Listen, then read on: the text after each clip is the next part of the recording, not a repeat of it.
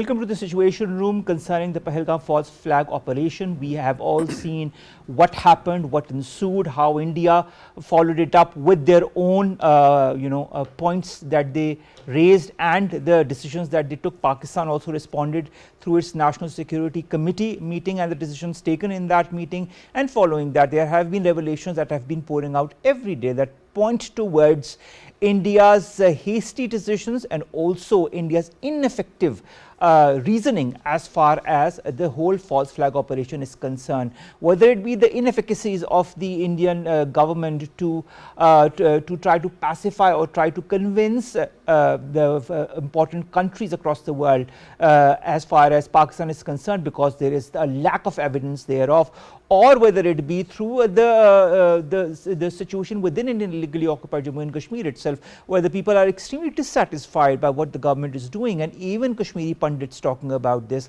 and also Indian journals now pointing fingers towards the Indian government and why it is pointing fingers at Pakistan when there is a lack of evidence thereof. This and more is going to be discussed in this 2-hour transmission. We have a lot of guests with us, but we'll begin today's transmission with Dr. Maleeha Lodhi. She is a former ambassador to the United Nations and New York. Dr. Maleeha Lodhi, thank you very much to have joined us. Dr. Saiba, I'd like to understand two important things. First, Pakistan-China relations in the wake of this false flag operation. Now, we all know that Chinese Foreign Minister Wang Yi has reaffirmed the support for Pakistan's counter-terrorism stance in a telephonic conversation with our Deputy Prime Minister and Foreign Minister Ishaq Dar Sahab. How significant in your point of view is China's open banking of Pakistan's stance, anti-terrorism stance, at this critical juncture? I think we should first start by looking at the very serious and grave situation that is developing before we get on to what country has said what. We are on the brink of a very, very dangerous confrontation and a situation which can spiral out of control. We have had 3 nights, consecutive nights of small arms fire across the line of control. There are credible reports that the Indians have moved heavy weaponry to close to the international border as well as close to the line of control. And then the situation in occupied Kashmir itself grows more and more alarming. Houses are being razed to the ground. There is a crackdown. People are being picked up as if the Kashmiris hadn't already suffered enough. It seems that the Indian government is playing or using the Israeli playbook to carry out its actions. Now, against this backdrop, China has actually called for restraint, and rightly so, by both countries, because speculation has grown and in fact intensified that India and the Indian government is planning some kind of kinetic action against Pakistan. If you look at their media, it's full of urgings, orchestrated, I believe, urgings to the government to punish Pakistan, to take strong action so that incidents like the terror attack do not take place again. The TV anchors are also building up a war hysteria. So, we're in the midst of a very, very tense and fraught situation. And I think China's call for restraint by the two sides is a very welcome one. It's an important one. And I do think that this is, after all, the 5th crisis between Pakistan and India in the last 20, 25 years.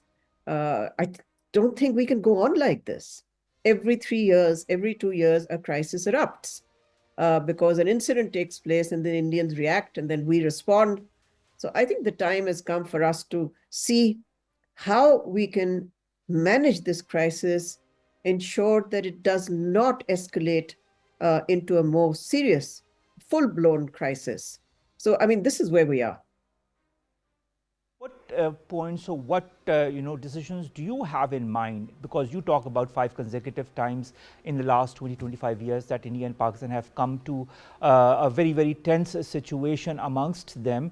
What needs to be done by Pakistan, by both the sides, in order for this kind of confrontation to end once and for all? Very clear what needs to be done. We need, in the immediate near term, we need a back channel between the two countries to bring down the temperature. to make sure that there is no further escalation. And in the longer run, we obviously need a restoration of formal dialogue between the two countries. Look, the two countries have differing priorities. For India, the top priority is terrorism. For Pakistan, the top priority is occupied Kashmir and finding a just solution in accordance with the wishes of the Kashmiri people. So, in the past, we had sustained dialogue for many, many years, which included conversations about these issues. Now, we did not come to a resolution, but that doesn't mean that you give up dialogue. So, I, for one, have been writing as well as calling in many of the interviews that I have given, both to the international media and to the Pakistani media. I think it's time for both countries to step back, to take a long, deep breath, and then to see how they can begin a conversation with each other. Because I think one of the questions that the Indian government needs to ask itself, and Indians need to ask themselves, is that if they are bent upon taking some kind of kinetic action, will that bring them closer to their objective of ending what they call cross-border attacks into Jammu and Kashmir? Or will it take them further away from it? In other words, by not engaging with Pakistan, by accusing Pakistan, by threatening military action against Pakistan, does that help India achieve its goal of ending terrorism, or does it really take it further away from that goal? Now, that's a question for them to answer. All right, Dr. Maleeha Lodhi, the timing of this incident is also important. There are some elections that are going to be held in a short while within India. Do you feel that India uses such incidents for political gain? We all remember the 2019 incident as well, and how India also achieved a political gain through that incident, although it did not achieve any success in that, and we have Abhinandan as an example. But the fact remains that India has used that for political gains. Is this also a political gimmick? Is there more to it? Whether a kinetic operation happens or not, have the Indian public or the majority of Hindus within India been convinced that cross-border terrorism has been happening from Pakistan and that Pakistan is the ultimate culprit? Well, that's a question only they can answer. I can't answer that question, whether Indians are convinced or not convinced. I do think I will return to this issue. This is a serious situation. We should take it seriously. And, to say it's a political gimmick, etc., I think trivializes the challenge to Pakistan's security that the situation poses. I think there are elections in India, but they're not until October. So if that's what you're referring to, that's in Bihar in October. But I think we should keep our eye on the ball, because if we start diverting our attention to, when India is having their election, when is so and so happening, we're going to take our eye off the ball. This is a very dangerous situation between two nuclear neighbors. And the talk that's going on in India right now, especially by some of their former security managers, generals, etc., that somehow some kind of limited war is possible under the nuclear threshold. I think that's a very dangerous notion, because there is no such thing. The danger of escalation up the escalatory ladder is ever present. So I think, sanity should prevail. As I said before, we should try to avoid, certainly on the Pakistan side, you and I and others, we should avoid the kind of war hysteria that's being whipped up on the Indian side. We should not mimic the enemy. The Pakistani media should not try to mirror the Indian media. We should hold our own. We should establish our own narrative. We are the ones who are being accused wrongly, because not a shred of evidence has been produced. And I think, we should keep the focus on that rather than delve into what's happening in terms of India's internal dynamics. That frankly doesn't concern me. What does concern me is, if India is to take any action, then you know very well that Pakistan will also respond strongly, robustly, and preparations are underway. I understand security managers are totally, we're on high alert right now, and they're totally in control of the situation. They're ready for any action that may come. But as I said, I think the need is for an action not to take place.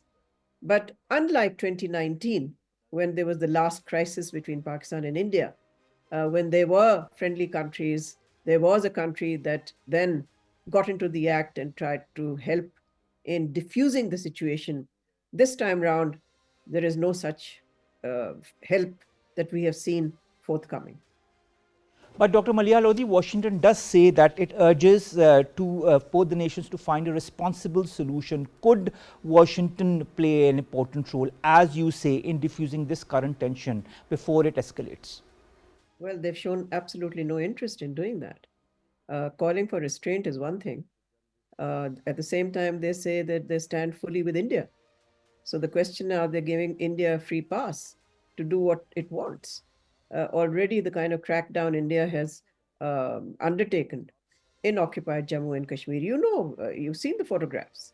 There are videos. I mean, I'm getting videos from people in occupied Kashmir showing me homes that have been razed, and then the families who are trying to get their belongings out of these demolished houses, which are being explosives are being used to blow them up. This is really, as I said before, this is out of the Israeli playbook. So the question is, what is America prepared to do to deter India from carrying out these actions, which are escalating the situation? So this is not good enough to simply say that India and Pakistan should find a. I mean, that's a platitude. It's rhetoric, but they've not got engaged at all. We do not see the only country that can help diffuse the situation happens to be the United States, but it has not played that role and so far has shown no interest in playing that role. Thank you very much for your point of view, Dr. Maleeha Lodhi, former ambassador to the United Nations, and of course, former ambassador to the United Kingdom and the United States as well, talking to us about the recent developments that have happened post the Pahalgam false flag operation. In the studios, we've been joined by Abdullah Khan. He's the managing director of PIX. Thank you very much, Abdullah Khan Sahab, to have joined us. I'll come again to the diplomatic efforts that have been happening or not happening, or the countries that have been supporting Pakistan's case. In this point of view, it is China. What message do you feel, if any, is Wang Yi's statement sending to China and the international community? Thank you very much. I think that is a very strong message, and as far as we know about the China's stance on terrorism, they are very strict in their approaches. And as per my information, they got very credible information and material from their sources in Delhi that India does not have any credible evidence of Pakistan's involvement. And there is that is the reason that China, you see, China has supported Pakistan's stance of independent inquiry, which is Pakistan's stance from the day one. And Pakistani Prime Minister at PMA passing out trade also said that Pakistan is ready to join any such independent inquiry. So China actually supported Pakistan's stance, and that is a huge. China is not a small country. China is now practically driving the world. The world is now moving around China. China is a superpower, and China is also a regional power. So this is a clear message that China is a trusted friend of Pakistan, and that message will have its impact on the overall situation.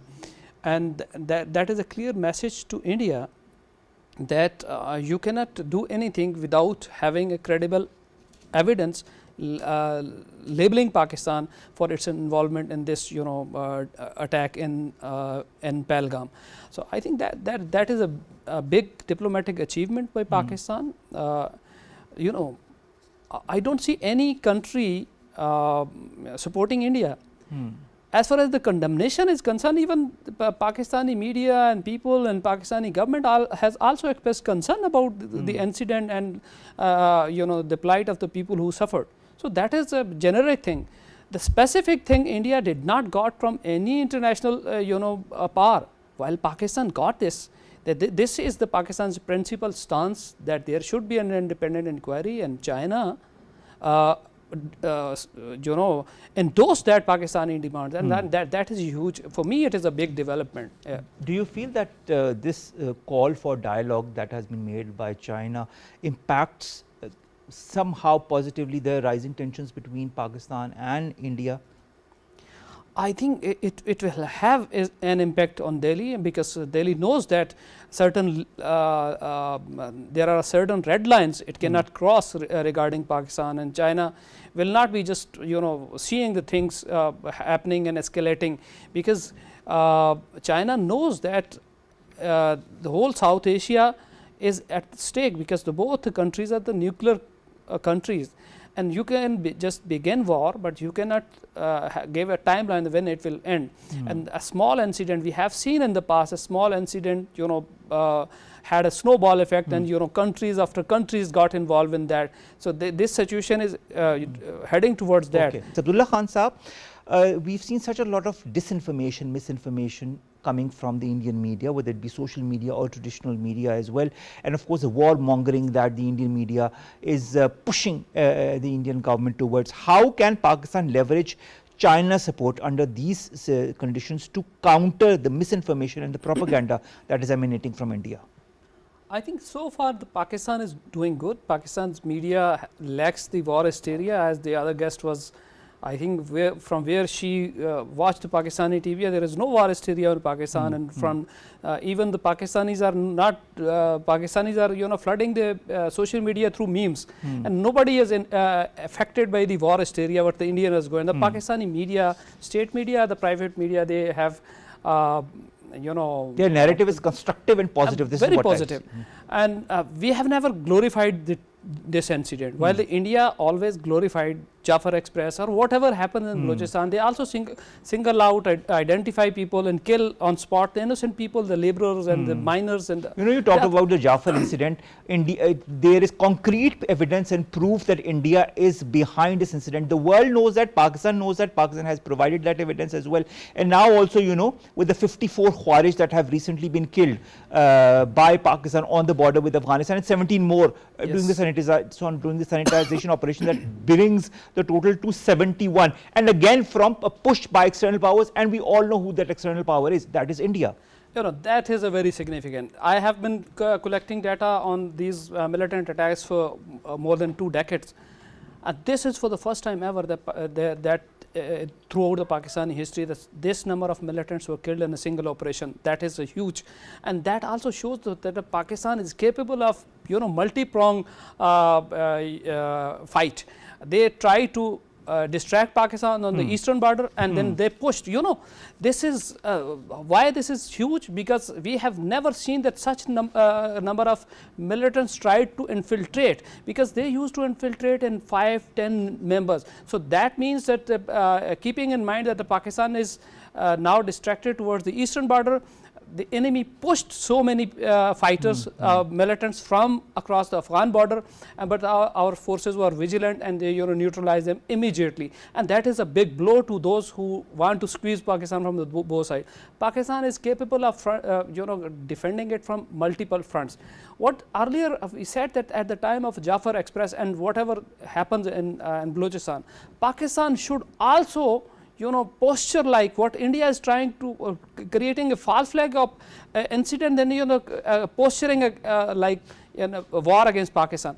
Pakistan should have done that after the Jafar Express, and Pakistan should make it clear that even a single incident in Balochistan that will be retaliated through kinetic means in India or anywhere where Pakistan would like, and that will actually sensitize the international community, which is indifferent.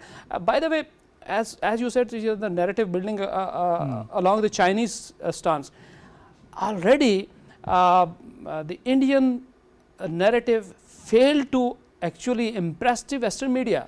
BBC questions, New York Times today there was a story, and that story says that diplomats in India, with the 100+ diplomats in India, gathered them in their foreign ministry, and then they briefed them. And then the diplomats in that briefing, when the diplomats asked a question that where is the evidence, what the Indian officials told them was that there's a past pattern of Pakistan's supporting the militants. So these diplomats asked, are you going to war with a nuclear neighbor just because of the previous pattern? Do you have any credible evidence? There was absolutely no evidence, and that is the reason, because the Chinese were also in that briefing, and that is the reason now China understands that that is a false flag operation, and now the world has started to actually understand the Pakistan's narrative, and I think Pakistan is doing good at internationally. India is totally isolated. Nobody sided with India. They just expressed sympathies, and you know, after Jafar expressed, UN, United States, Germany, UK, every big country had expressed, you know, had condemned that Jafar Express attack, and you know, express their sympathies for, with the victims. So that is a global phenomenon. Nobody sided with India. India is totally isolated in this region, and India is also isolated globally. You know, America has Trump, despite so many big talking, has not designated any ambassador. 3 months he is in the office, no designated ambassador in India. You know, while in America has released 300 plus million for the Pakistani PAF, for you know, F-16s, and Pakistan's counter-terrorism cooperation with America is also, you know, flourishing.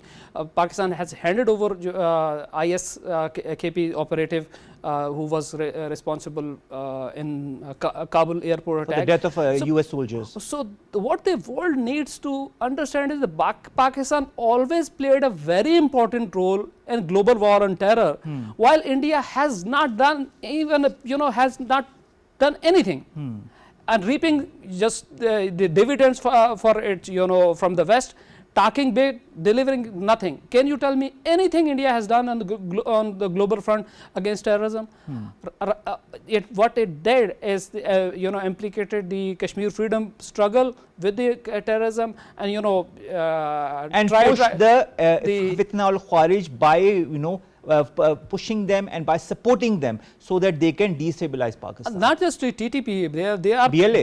BLF, all the militants operating. We have undeniable evidence that Kulbhushan Yadav, who is Kulbhushan Yadav? Of course. They are serving, he is not an agent. There is a difference. Agent, anybody can be agent. He is a serving raw officer.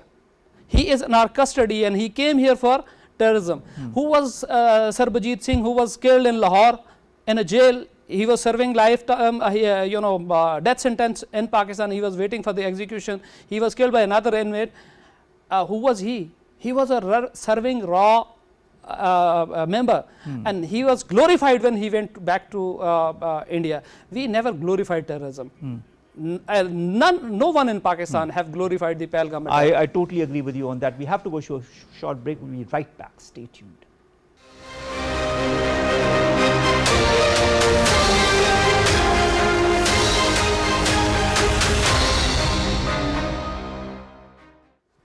We continue our discussion on the Pahalgam false flag operation and all the events that have ensued. Abdullah Khan Sahab continues to join us, who is the MD of PICS. Abdullah Khan Sahab, yes, you were talking about Pakistan's stance, you were talking about the infiltration of terrorists who have the complete backing of India.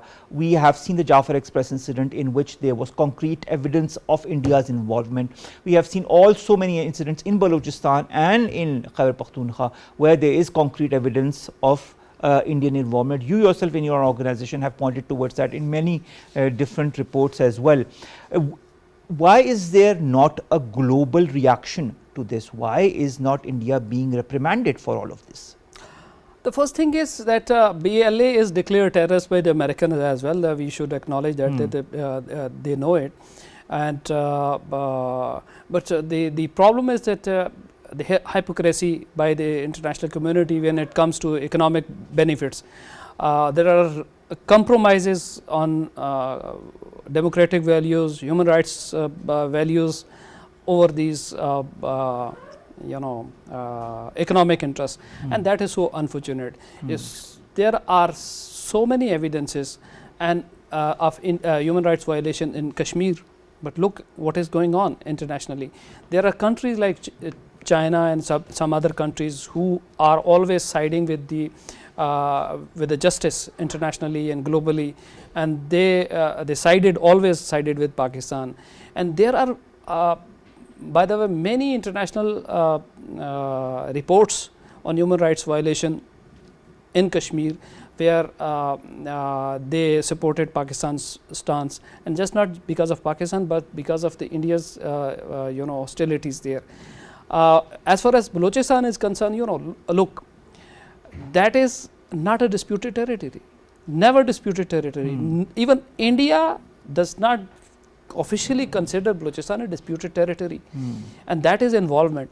The accusation of Pakistan's involvement in Kashmir is in a disputed territory, while Indian involvement is involvement in a proper other country, and that needs to be highlighted internationally. And I think here comes the role of media. The Indian media, they amplify the state narrative so much. But in Balochistan, unfortunately, the coverage of Balochistan issues on our national media are very less. Comparatively, the space we give to Balochistan is, we do give the space to Balochistan in our I have seen shows, you, yes. obviously, many shows you have conducted on that. Credit goes to you. But I am talking about the private media as a whole. If you will see from morning to till the midnight, you will see only 5% content about Balochistan, and that is not enough. We should actually focus on that, especially the foreign involvement in Balochistan, and well documented. Pakistan has the document, but the media needs to push the state narrative. The private media, I think, that needs to push the state narrative the way it is being done in India. You talked about the New York Times report, but I would also like to ask you is how Pakistan can effectively expose India's hollow military modernization campaign on the international platforms, and how can it also diplomatically use such international analyses like that in the New York Times to counter India's aggressive posturing? I think Pakistan, if Pakistan has not done so far, Pakistan should also brief the foreign diplomats first and foremost, and Pakistani missions across the globe, they should actually hold press briefings and different capitals where they should highlight. There are so many anomalies in Indian claim throughout this incident of Pahalgam, and the Pakistan should actually give briefing presentations and ask the global community to ask for the credible evidence from India, and I think India will fail, because India cannot prove Pakistan's involvement or any entity having any kind of links with Pakistan. India can never prove it, because it was indeed a false flag operation, and I am 100% convinced it was a false flag operation. In the past, Pakistan's own stance was different, but this time Pakistan's stance was right away. Pakistan what said? Go for the inquiry, and it is false flag Exactly operation. like our Prime Minister has said. Let's see how India responds to that as well. Thank you very much, Abdullah Khan Saab, Managing Director, PIX, to have joined us. We will go to a news break and we'll be back with more detailed analyses on the current situation. Stay tuned right here on PTV World.